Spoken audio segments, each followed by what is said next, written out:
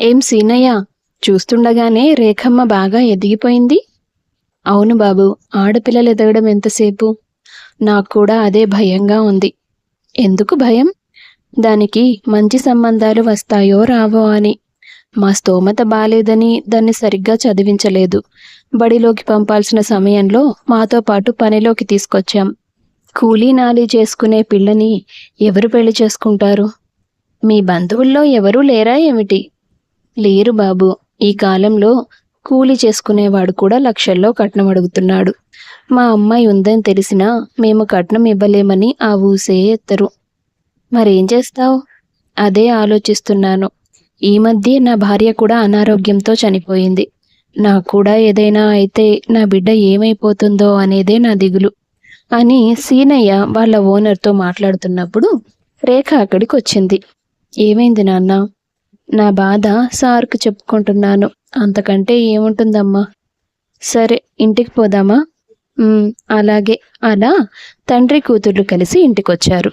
మరుసటి రోజు రేఖ పుట్టినరోజు. 16 నుండి 17వ ఏటలోకి అడుగు పెడుతోంది. సీనయ్య ఉదయాన్నే లేచి హడావిడి చేశాడు. పనికి వేళవక ముందే మనం గుడికి పోయొద్దామమ్మా. అలాగే నాన్న. అలా కూతుర్ని గుడికి తీసుకెళ్లి దర్శనం చేసుకొని అటు నుంచి అటే పనికి వెళ్ళిపోయారు. సాయంత్రం ఇంటికి తిరిగి వచ్చిన తర్వాత, ఈరోజు నీ పుట్టినరోజు కదా, వంటేమీ చెయ్యొద్దులే. నేను బయటికి పోయి నీకు ఇష్టమైన బిర్యానీ పొట్లం పట్టుకొస్తాను. ఓనర్ గారు ఇంకా డబ్బులు ఇవ్వలేదు కదా నాన్న, ఎందుకు అనవసరమైన ఖర్చు? పుట్టినరోజు నాడైనా నీకు ఇష్టమైన తిండి పెట్టాలి కదా, లేకపోతే మీ నాన్నకు ప్రశాంతంగా నిద్ర పట్టదు అని బయటికి వెళ్ళాడతను. కూతురు కోసం ఓ బిర్యానీ పార్సల్ చేయించుకొని తిరిగి ఇంటికి వస్తుండగా అతిగా తాగి కారు నడుపుతూ వస్తున్న ఓ అబ్బాయి రాంగ్ రూట్లో వచ్చి సీనయ్యను కారుతో గుద్దేశాడు. ఎవరికీ దొరకకుండా కారు తీసుకొని పారిపోయాడు. సీనయ్య ఊపిరి అక్కడికక్కడే ఆగిపోయింది. ఆ విషయం తెలిసి రేఖ పరుగు పరుగున వచ్చింది. తనకంటూ ఉన్నది కేవలం తండ్రి మాత్రమే. ఆ తండ్రి కూడా కన్ని మూసేసరికి రేఖ విలవిల్లాడిపోయింది. సీనయ్య చనిపోయిన కొద్ది రోజుల తర్వాత వాళ్ళకి మాట రాకూడదని బంధువులంతా కలిసి రేఖకు పెళ్లి జరిపించారు. ఆ తర్వాత చేతులు దులుపుకున్నారు. ఆమె భర్త సురేష్ ఒక పెట్రోల్ బంక్లో పనిచేసేవాడు. ఒక చిన్న పెంకుటింట్లో అత్తమామలు, భర్త, ఆడపడుచు, రేఖ అంతా కలిసి ఉండాల్సి వచ్చేది. ఉన్నవి 2 గదులు. అందులో ఒకటి వంటగదిగా వాడుతున్నారు. మరొక గదిని కొత్తగా పెళ్లైన ఆ దంపతులకి ఇచ్చారు. అత్తమామలు, ఆడపడుచు 6 బయట మంచాలు వేసుకుని నిద్రపోయేవారు. వర్షాకాలం వస్తే అంతా కలిసి ఒకే గదిలో నిద్రపోవాల్సి వచ్చేది. తలా ఒక పని చేసుకుంటూ ఏదో నెట్టుకుంటూ వచ్చారు. కొన్ని నెలల తర్వాత రేఖ నెల తప్పడంతో ఇంట్లో ఉద్రిక్తత పెరిగింది. సురేష్ ఆమెతో సరిగ్గా మాట్లాడేవాడు కాదు. అత్తమామలు కూడా అంటి ముట్టనట్టుగానే ఉన్నారు. అందరూ ఆమెను శత్రువును చూసినట్టు చూడడం మొదలుపెట్టారు. కారణమేమిటో కొన్ని నెలలకి గానీ అర్థం కాలేదు. నాకేమీ చేసుకోవడానికి పిల్ల దొరక్క నిన్ను కట్టుకోలేదు. పిల్లలు పుట్టినా పుట్టకపోయినా సర్దుకునే మనిషివని చెప్తే చేసుకున్నాను. అదేంటండి, నాకేమీ అర్థం కాలేదు.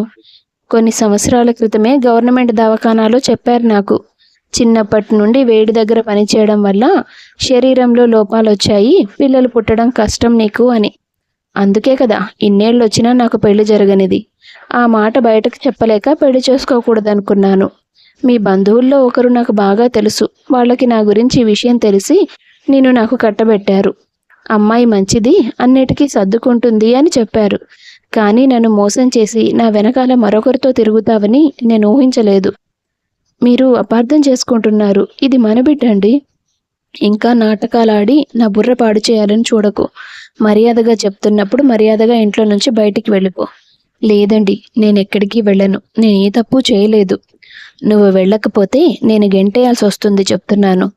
దానికి మాటలతో చెప్తే ఎందుకు వెళ్తుందిరా, నేను చెప్తాను దాని పని అంటూ అత్తగారు వచ్చి రేఖ చేయి పట్టుకొని వీధి గుమ్మం దాకా లాక్కెళ్ళి తోసేసింది. రేఖ ఎంతో కష్టంగా తనని తాను తమాయించుకొని కింద పడకుండా, కడుపులో బిడ్డకు దెబ్బ తగలకుండా జాగ్రత్త పడింది. ఈసారి తిరిగి వస్తే ఇంట్లోనే పెట్రోల్ పోసి తగలెట్టేస్తాం అని బెదిరించారు వాళ్ళు ఆమెను. ఆమెకేం చేయాలో తోచలేదు. 7 నెలల కడుపుతో ఉన్న ఆమె ఏ ఆశ లేకుండా రోడ్డు మీద నడుస్తూ వెళ్ళింది. ఏం తినాలో, ఎక్కడ పడుకోవాలో కూడా తెలియదు.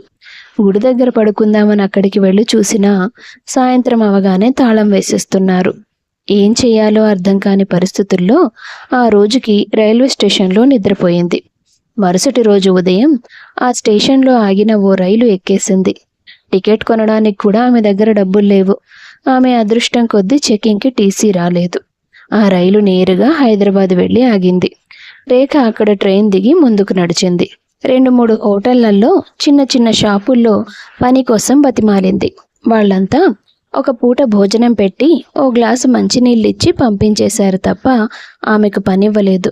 నిండు గర్భంతో ఉన్నావు, నీ చేత పని చేపిస్తే వచ్చే కస్టమర్లు కూడా రారు, పోలీస్ కేసైనా అవుతుంది, మా వల్ల కాదు అంటూ పంపించేశారు. పగలంతా ప్రయత్నాలు చేసి రాత్రికి వచ్చి రైల్వే స్టేషన్లో నిద్రపోయింది. మరుసటి రోజు ఉదయం ఎంట్రీ దగ్గర ఆమెను ప్లాట్ఫారం టికెట్ అడిగారు. ఆమె లేదని చెప్పడంతో కాస్త గొడవే అయ్యింది. గర్భవతి అన్న జాలితో అతను వదిలేశాడు. కానీ మళ్ళీ రావాలంటే టికెట్ ఉండాల్సిందే అని గట్టిగా చెప్పాడు. డబ్బులు లేకుండా బతకడం చాలా కష్టం. నా కోసం కాకపోయినా ఈ బిడ్డ కోసమైనా నాకు సమయానికి భోజనం ఉండాలి కదా. నిద్రపోవాలంటే ఇక్కడ వీళ్ళకి కనీసం 10 రూపాయలైనా ఇవ్వాలి అని ఆలోచించిన ఆమె మరో దారి లేక ట్రాఫిక్ సిగ్నల్స్ దగ్గర అడుక్కోవడం మొదలుపెట్టింది. ఆ డబ్బుతో కడుపు నిండా భోజనం తినేసి సాయంత్రం టికెట్ కొనుక్కొని వచ్చి స్టేషన్లో కింద నేల మీదే నిద్రపోయేది ప్రయాణికులతో పాటు. అలా 3 నెలలు గడిచాక ఓ రోజు ట్రాఫిక్ సిగ్నల్స్ దగ్గరే ఆమెకు నొప్పులు మరీ ఎక్కువయ్యాయి. కొంతమంది పోగయ్యి గవర్నమెంట్ హాస్పిటల్కి తీసుకెళ్లారు. చాలాసేపటి కష్టం తర్వాత ఆమెకు ఓ ఆడపిల్ల జన్మించింది. ఆమెకు డెలివరీ చేసిన నర్సు ఆమెతో చాలా ఆప్యాయంగా మాట్లాడడం గమనించింది. మేడం, నీ బిడ్డ అన్ని రకాలుగా ఆరోగ్యంగా ఉంది, భయం ఏమీ లేదు. పిల్లల హాస్పిటల్కి తీసుకెళ్లారు, కాసేపట్లో తెచ్చేస్తారు. అవును, నీతో ఎవరూ లేరేంటి? నాకంటూ ఇప్పుడు ఆ బిడ్డ తప్ప ఎవరూ లేరు మేడం. మరి ఎక్కడుంటున్నావు? రైల్వే స్టేషన్లో నిద్రపోతాను. రేఖ అలా చెప్పగానే ఆ నర్సుకి ఎంతో జాలేసింది. ఇన్నాళ్ళు ఒంటరిగా ఉన్నావు కాబట్టి వెళ్ళావు, ఇప్పుడు బిడ్డని తీసుకొని వెళ్తావా? ఆ చప్పుళ్ళకి నీ బిడ్డ నిద్రపోతుందా? మరి నాకు ఇంకేం దారుంది మేడం? 4 రోజులు ఇక్కడ ఉంటావు కదా, నేను ఏదో ఒకటి తెలుసుకొని చెప్తానులే. నర్సు మాటలతో ఆమెకు కాస్త ధైర్యం వచ్చింది. కాసేపటి తర్వాత ఓ వ్యక్తి బిడ్డను తీసుకొచ్చి ఆమె పక్కన పడుకోబెట్టి ఆమెను చూసి చిన్నగా నవ్వాడు.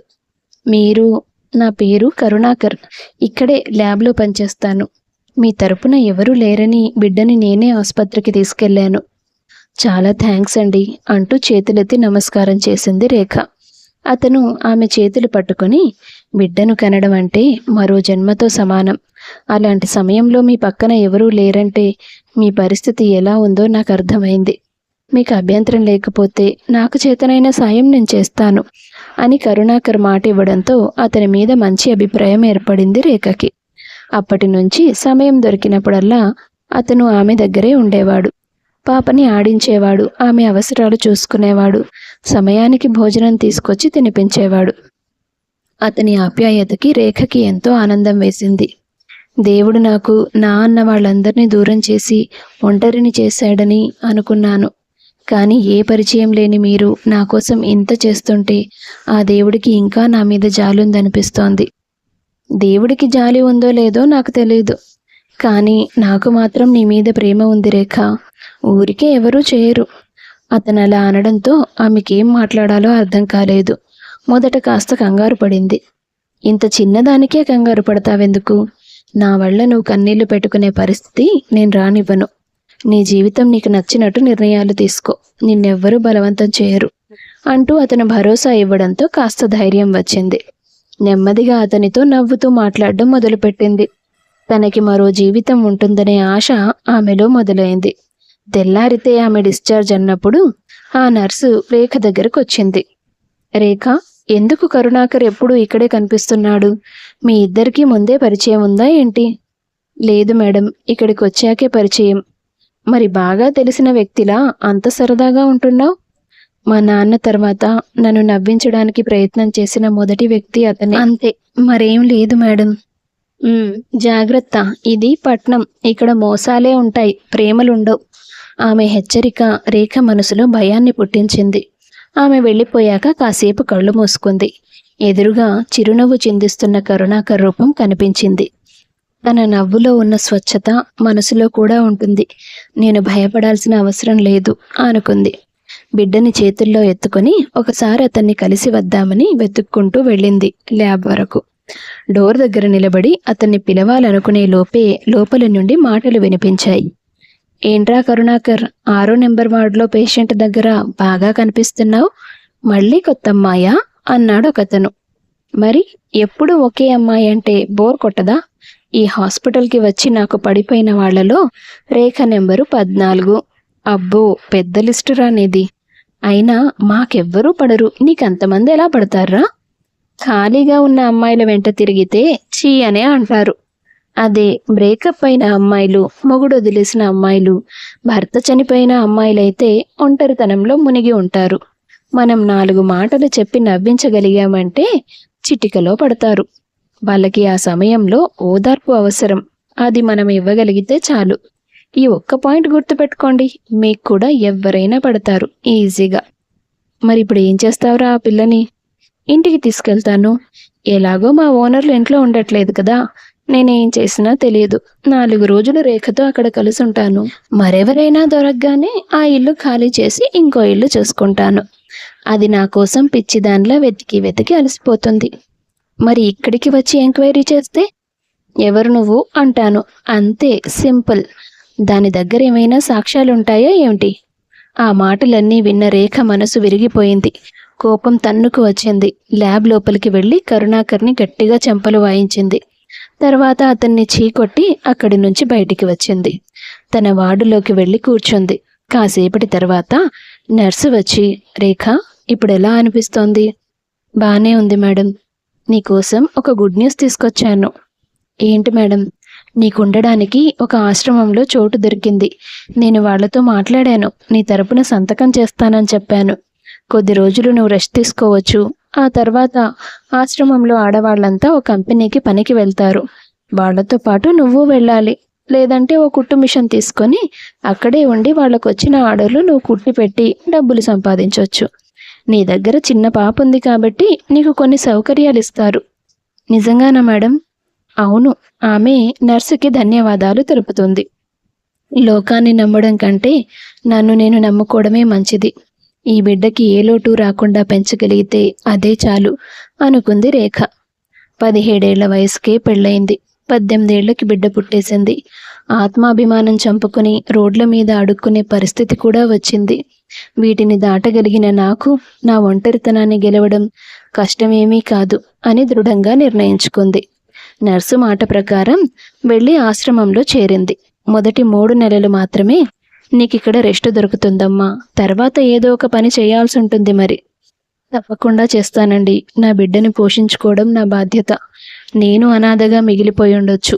నా బిడ్డ అనాథ కాదు, తనకి నేనున్నానుగా. ఆమె ఆత్మస్థైర్యం చూసి ఆశ్రమంలో వాళ్ళు ఆశ్చర్యపోయారు. 45 రోజులు కూడా పూర్తిగా రెస్ట్ తీసుకోకుండానే నెమ్మదిగా కుట్టు పని నేర్చుకోవడం మొదలుపెట్టింది. ఇది నేను మొదటిగా కుట్టిన డ్రెస్, నా బిడ్డకే. దీంతోనే శుభారంభం కావాలి అనుకుంది. పాప చిన్నది కాబట్టి కంపెనీ వరకు వెళ్ళలేకపోయేది. ఆశ్రమం వాళ్ళు తీసుకొచ్చి ఇచ్చే బట్టల్ని కుట్టడం మొదలుపెట్టింది. డబ్బంతా దాచుకొని 2 సంవత్సరాల తర్వాత నాకిక్కడ నీడనిచ్చారు, పనిచ్చారు. చాలా సంతోషం. ఇక్కడున్న వాళ్ళని వదిలి వెళ్ళాలంటే మనసు రావడం లేదు. కాకపోతే నా అడుగులు ఇంతటితో ఆపేయాలని అనుకోవడం లేదు. రేపటి రోజు నా కూతురు ఎదిగాక నన్ను చూసి ఆదర్శంగా భావించాలి. ఆ స్థాయికి నేను వెళ్ళాలనుకుంటున్నాను. నన్ను అభినందించి పంపిస్తారా? 4 ముద్దలు పెడుతున్నారు కదా అని ఇక్కడే ఉండిపోకుండా సొంతంగా బతకాలనుకునే నీ ఆలోచన, నీ ధైర్యం మా అందరికీ నచ్చింది. భవిష్యత్తులో మళ్ళీ ఇబ్బంది అయితే నీకోసం మన ఆశ్రమం తలుపులు తెరిచే ఉంటాయి. రావడానికి మొహమాట పడొద్దు అన్నారు వాళ్ళు. ఇది నా పుట్టిల్లుగా భావిస్తాను అని చెప్పి అక్కడి నుంచి వెళ్ళిపోయింది రేఖ. ఒక చిన్న గది అద్దెకు తీసుకొని అందులో జీవితం మొదలుపెట్టింది. ఓ వారం రోజులు ఊరంతా తిరుగుతూ గమనించింది. చివరికి ఓ నిర్ణయానికి వచ్చింది. గవర్నమెంట్ వాళ్ళు కొన్ని చోట్ల ఫ్రీగా ఫ్యాషన్ డిజైనింగ్ పేరుతో కుట్టు పని నేర్పిస్తున్నారు. తనకు వచ్చిన పని కంటే ఎక్కువ నైపుణ్యాలు తెలిసిన పని అది. అది గనక నేర్చుకుంటే సొంతంగా ఒక షాప్ పెట్టుకోవచ్చు, ఎక్కువ బేరాలు వస్తాయి అని ఆలోచించింది.